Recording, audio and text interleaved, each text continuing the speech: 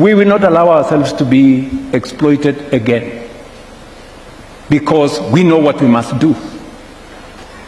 We will not allow ourselves again to be slaves of anybody.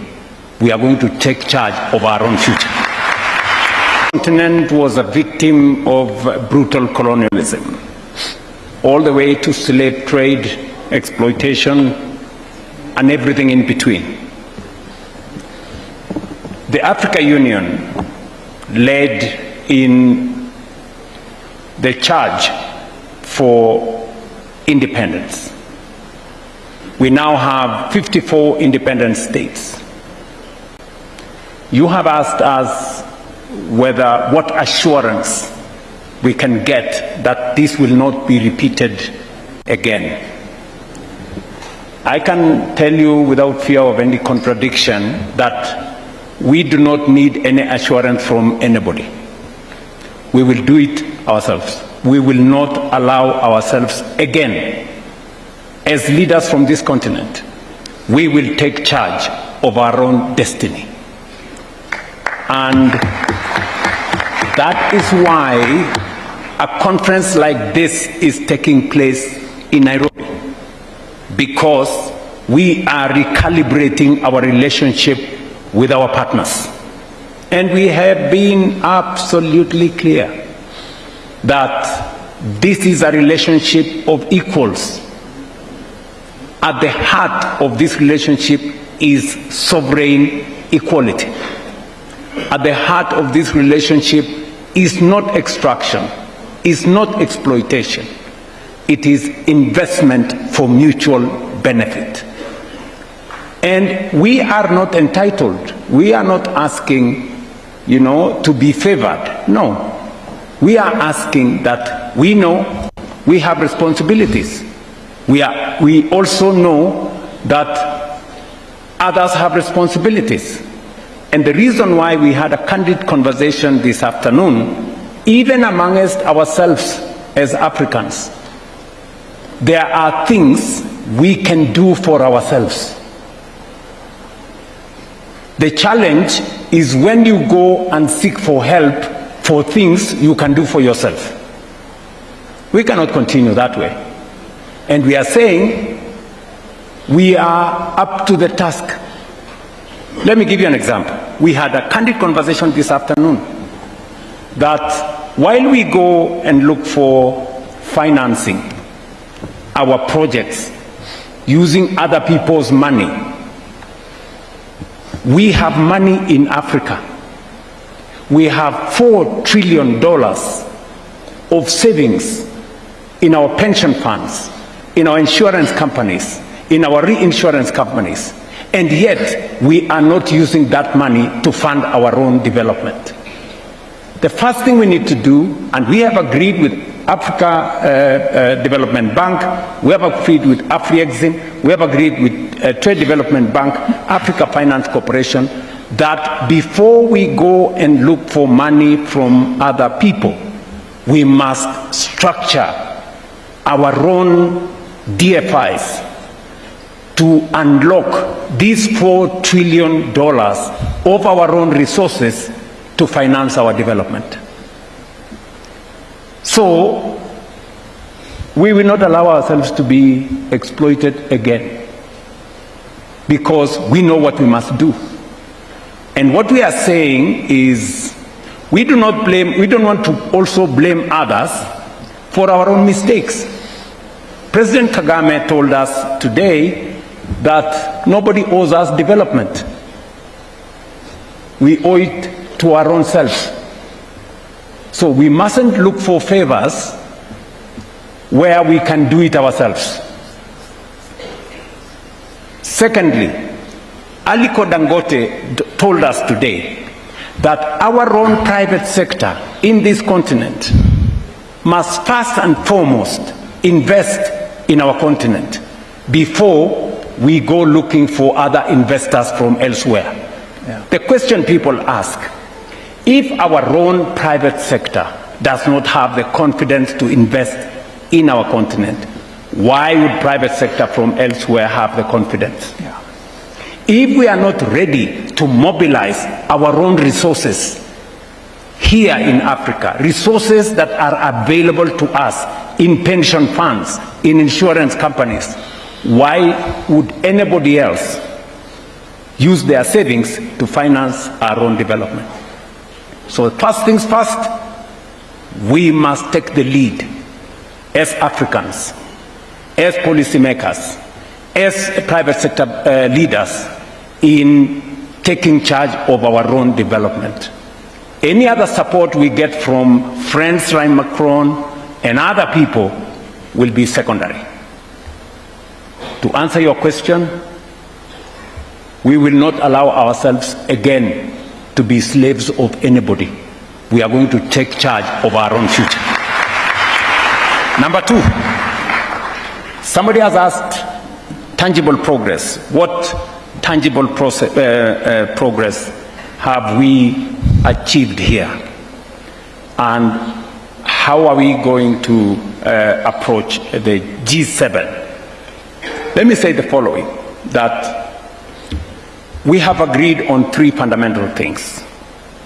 We've agreed, number one is we must develop an innovative mechanism of raising resources at scale, at speed, for our own development, and it starts with us. All we will be asking at the G7, in fact, we will not be asking for money from the G7. What are we asking from the G7? We are asking them to put in call-up capital. We are asking them to put in guarantee, not money. We will use our own institutions to mobilize resources to undertake our own infrastructure development. That's what we'll be going to the G7 to do. Simple. You know, in the past, we've been going to ask for aid and loans and things and more. We are saying there are things we can do by ourselves. Number two, we will be having a conversation as an outcome of this meeting on our human capital dividend. Our young people, the people of this continent, are the greatest asset that we have. They will form the workforce of the future, they will form the market of the future, and they will drive innovation, creativity, artificial intelligence, and technology. So we have one of the biggest assets. What we have agreed is, how do we make that, how do we build the capacity for that asset? Through education, through training, making sure they have access to the internet, making sure that they have access to technology. The rest, the young people of this continent can do it for us and for the globe. And finally, we have agreed on energy transition.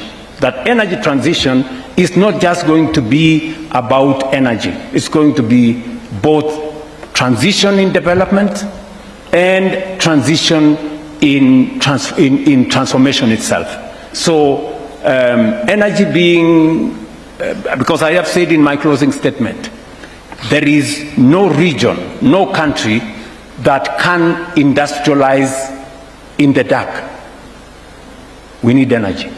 So these are the three most important things that I see as a take-home from this conference, and I'm very, very proud of the outcome of this conference, and I want to thank my brother Macron for being here with us, using his network to work with us. And we came here as heads of state because we know that first and foremost, it is our responsibility as heads of state in this government to take charge of our own development. My good brother is here as a friend, and we can only leverage on his friendship to be able to get to others so that we can fashion one trajectory for development together. Mr. President. Merci, Président. Thank you very much, Mr. President.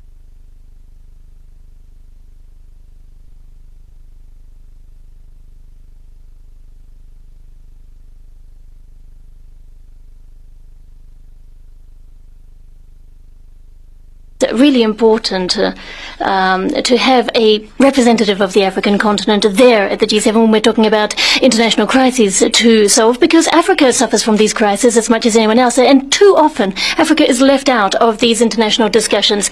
Africa has been the most severely struck by the consequence of the war of aggression by Russia against Ukraine because of the cereal and fertilizer imports that have been affected. This caused enormous problems, as well as, and we saw this with the 2022 farm project, and now we're looking into other modalities.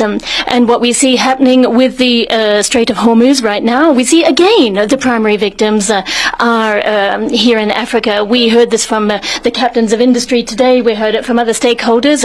The price at the pump and the increase in the price of the barrel have major impacts. And in the terms of the food supply chain, it is, remember, a third of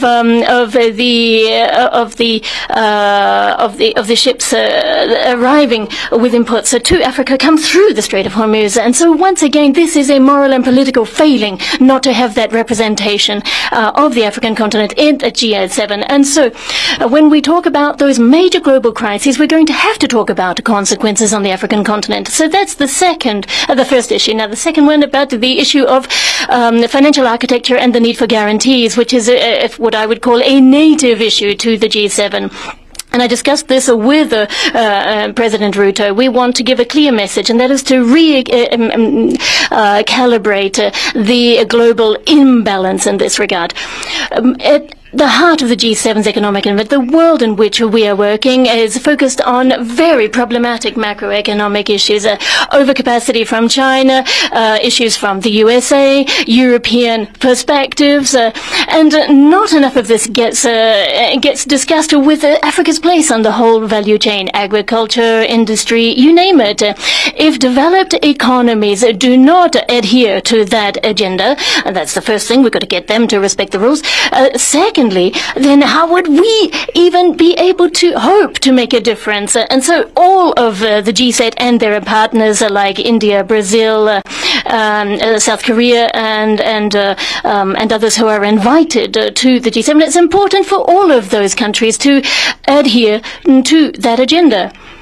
And it's not the G7 countries that are mostly doing this. But when it comes to raw material exports, for example, when you look at primary commodities and rare earths, we've got to make sure that Africa is part of the conversation. We have a shared agenda for the G7 and for Africa, which is of great strategic importance. And now, in some ways, we've got to counter the predators of the 21st century, those who want to get their hands on Africa's resources and retain the global market control.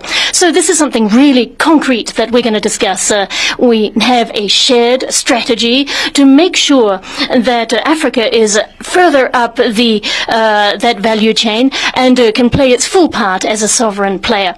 And so that's why we're going to the G7 together, and also because we want to have maximum support among the G7 members for this mechanism for guaranteeing guarantees that we want to expand across the continent. There are some guarantees that already exist that would cover primary losses, and some member states based in the region are already part of that. We've got the African Development Bank, who comes off with one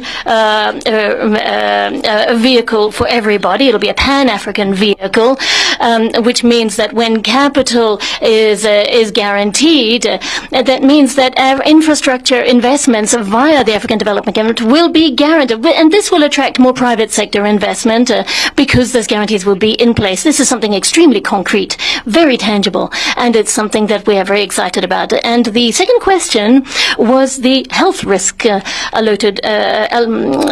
associated with the hantavirus, and I was discussing this with the Prime Minister when the first cases appeared, and obviously we've seen an acceleration of events over the weekend, and the Prime Minister and the government have taken the right decision. The Minister of Health has said it several times, the best experts have been consulted, as we always do when it comes to making decisions like this. And France has a very rigorous case tracing protocol, and it takes into consideration all of the scientific data that we have concerning the incubation period and the initial stages of infection.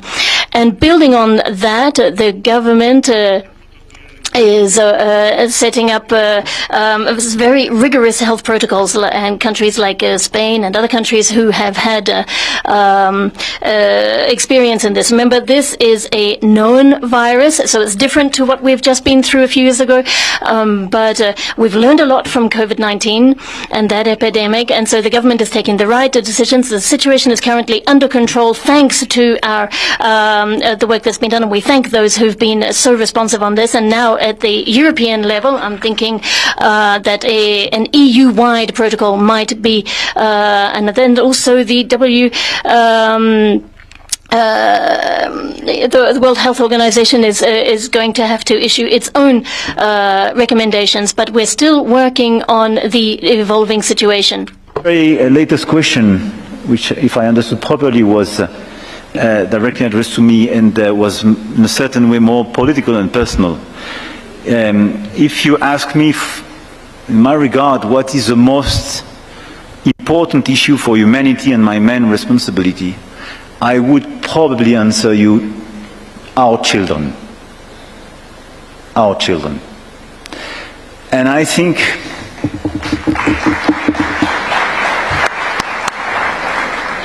because we can take a lot of decisions. Some of them are sometimes largely too short-term driven. It could be a necessity. And sometimes you have to take, I would say, the second best decision because we all decide under a lot of constraints.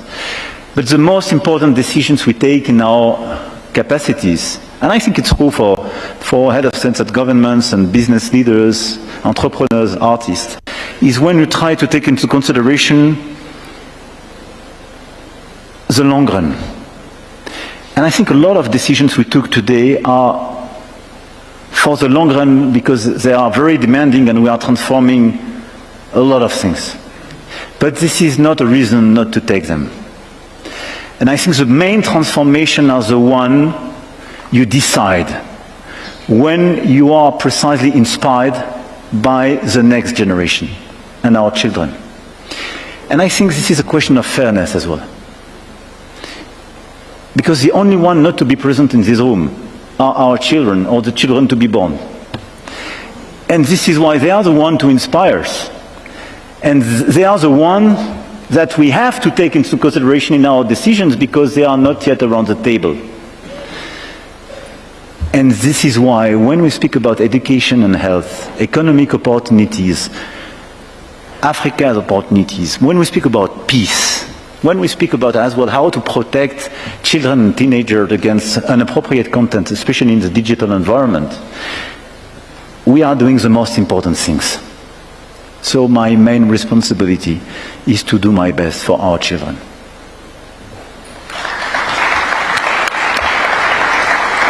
I want to agree with my good brother, President Macron, on the question we were asked, what is the single most important thing? And I would want to say that in the context that he has said, because for this continent, our children will determine the markets of the future. There will be 1 in every 4 people in the world by 2050 will be African. Those are our children. They will determine the markets. They will determine energy consumption. They will be the world's workforce, and they will drive technology. So that is the biggest asset that we have, and that is why it's education, it's health, it's training, and its empowerment is critical for our future.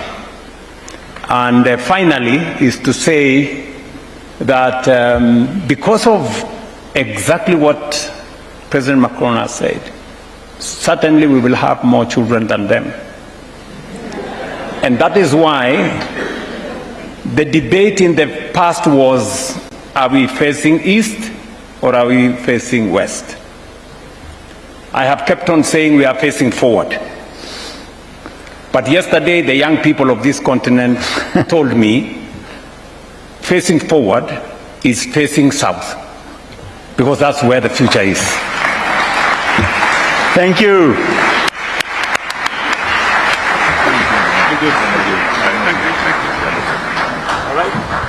Thank you. I request that we now be upstanding. Can we give another warm clap? Brothers and sisters of the African continent, after watching this video, what are your thoughts on this video? Subscribe, like, share, and give us your valuable thoughts on the comments section below. As the Africa Forward Summit continues, we will keep on updating you with everything that is happening on this summit. Be with us. Stay tuned. Thank you.